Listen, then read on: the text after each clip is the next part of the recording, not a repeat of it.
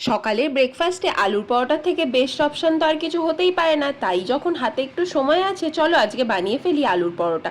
তার জন্য বেশ কিছুটা আটা নিয়ে তার মধ্যে অল্প পরিমাণ জোয়ান হাতের মধ্যে ঘষে নিয়ে অল্প নুন আর তেল দিয়ে ময়াম দিয়ে এবারে আটাটাকে মেখে রেখে দিলাম। অন্যদিকে আলুগুলো সেদ্ধ করে নিয়েছি, এবার সেই আলুগুলোকে ম্যাশ করে নিলাম।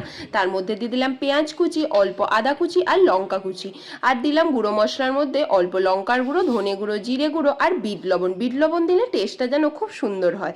আর সব কিছু একসাথে ভালো করে মিশিয়ে নিয়ে এবারে আটা থেকে অল্প অল্প করে লেচি কেটে নিয়ে ভালো করে মধ্যে পুর ভরে, আমার জানো তো বেশি করে আলুর পুর দিয়ে পরোটা খেতেই বেশি ভালো লাগে, তাই জন্য এতে যেহেতু পেঁয়াজ আর লঙ্কা ছিলই, এগুলো একটু মোটা মোটা করেই কাটা থাকে, তাই একদম ময়ান না হওয়ার জন্য একটু আলুর পরোটা থেকে আলুগুলো বেরিয়েই যাবে, তাতে কোনো অসুবিধা নেই। এবারে কড়াইতে ভালো করে বেলে নিয়ে একটু প্রথমে সেকে সেকে ভেজে তারপর অল্প তেল দিয়ে লাল লাল করে ভেজে নিয়ে তুলে নিলেই তৈরি আমাদের সকালের নাস্তার পারফেক্ট আলুর